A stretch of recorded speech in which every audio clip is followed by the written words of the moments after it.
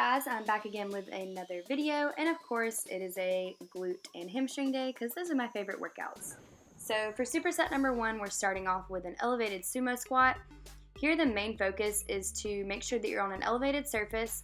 Grab a dumbbell that's pretty heavy. I think this is an 85-pound dumbbell, and the only reason I chose that one is because I don't think I could have gripped a bigger one. So you want to go down into a 90-degree squat or below that and come back up and squeeze at the top of the movement. I love sumo squats, especially the elevated ones, because it allows you to go down into a deeper squat. So the next exercise in superset number 1 is the elevated Romanian deadlift. And with a deadlift, you really want to make sure that you're using proper technique and form, because if you don't, you can cause injury. I've actually personally been injured and had a pretty bad back injury due to deadlifts. So make sure that you keep your back flat. You do not want to round it out. And whenever I do these, I do keep a slight bend in my knee. And make sure that you also keep the dumbbells close to you. So you just want to go down and as far as you can until you feel the stretch in your hamstring and come back up. And at the top of the movement, of course, go ahead and squeeze those glutes to make sure you're getting that glute activation. I do want to mention that before I started this workout, I did do a 10-minute warm-up on the Stairmaster. Warm-ups are so important to do, and I feel like they're very overlooked, but warming up and allowing your body to get properly introduced into working out again really lets you get your blood flow going and helps prevent injury. So make sure you're doing a warm-up of some type.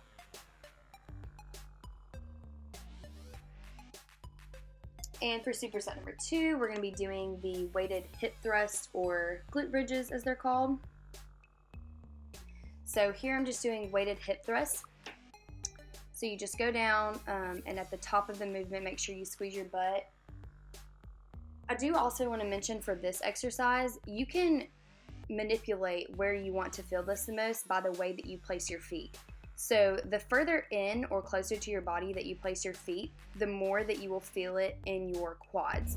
The further out you place your feet, the more that you'll feel it in your hamstrings and in your glute, which is where I want to feel it. So I usually put my feet pretty far away from me. And you can also manipulate this exercise by the way that you point your toes. So if you point your toes in, you're going to feel it more in your inner glute, and if you point them out, you will feel it more in your outer glute. And I do use those manipulations a lot whenever I'm doing it, but here I'm just doing it regular. And I also wanted to insert at the beginning of this clip the way that I get the weight up, because sometimes it's a struggle. And does anyone else struggle with that? Alright, so this is the vertical leg press that I'm so excited to talk about, because I recently saw a video of someone doing this. My gym doesn't have a vertical leg press machine. They're actually very rare to come by. So mine just has a normal one, and I find that it hurts my back sometimes. So I wanted to try it this way on the Smith machine, and I fell in love. So pretty much what I did here is you put your feet up, you get a bench. It can look kind of awkward, but who cares? We're here for the booty gains, right? So you just go down into a leg press and you push back up. I go down to about 90 degrees, or as far as my legs will let me. And I did want to put in here how I get the weight off, because it can be kind of dangerous actually, because I'm so high up because of the bench that the safety of the Smith machine is not going to save me. So just make sure you're extremely careful with this. Don't go too heavy of a weight. I think I did 2 45s on each side. And usually when I leg press, I can do 4 to 5 45s on each side. So I did go extremely light here, but it was such a good lift. I felt it so much, and I think that this was part of the reason that, I was so sore the next day. So I absolutely love this one. You guys should give it a try. So for superset number 3, we're going to be doing the cable kickbacks. These are pretty much a staple in any workout that I do that's glute focused. I just have noticed such a difference since I've added these to my workout plan. And anyone that knows me or that knew me several years ago knows that I didn't have a butt. I used to have friends that say, "Haley, we can't tell where your back ends and your butt begins."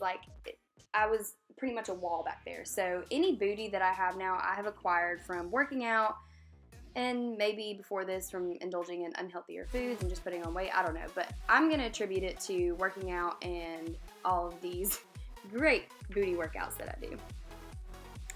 So this is pretty self-explanatory. Keep one foot planted. I do keep a slight bend in it, and you just kick the other one back. And at the top of the kick, again, make sure that you're squeezing your glute muscle because you want to make sure you're getting that glute activation because that's the only way you're going to feel it there.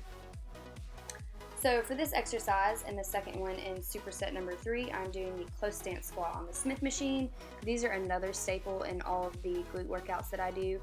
I just feel these so much. I never ever really ever do normal, just the normal conventional squat. I always do the sumo squat or the close stance squat, and I just feel it so much more in my butt rather than, you know, a normal squat. I feel like in a normal squat, I feel it more so in my quads, which you're supposed to.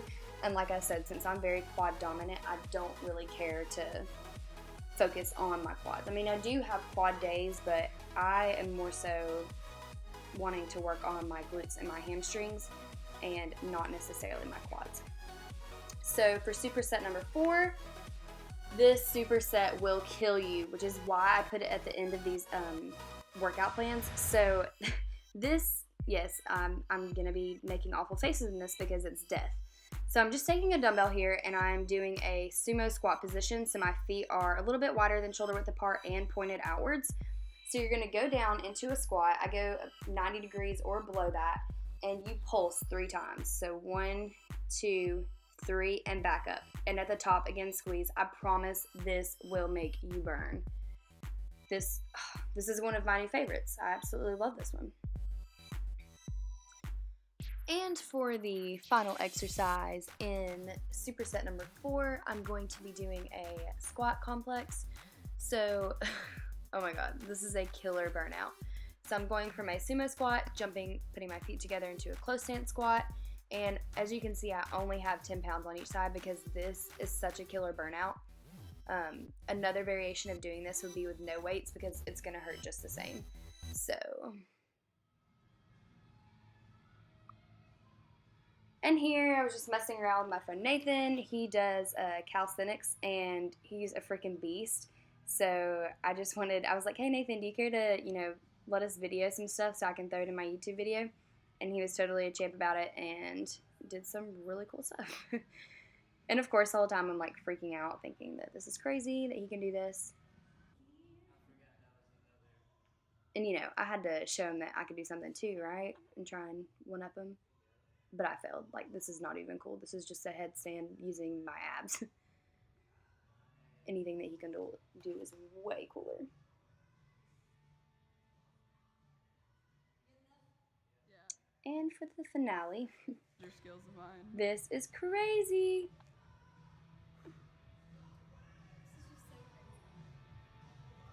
Thank you guys so much for watching. I really hope you enjoyed the video. Start leaving me some suggestions for other videos that you guys want to see because I am going to start incorporating some more stuff to my channel. I hope you guys enjoy. Like, subscribe, and comment, and I'll see you all in the next video. Bye.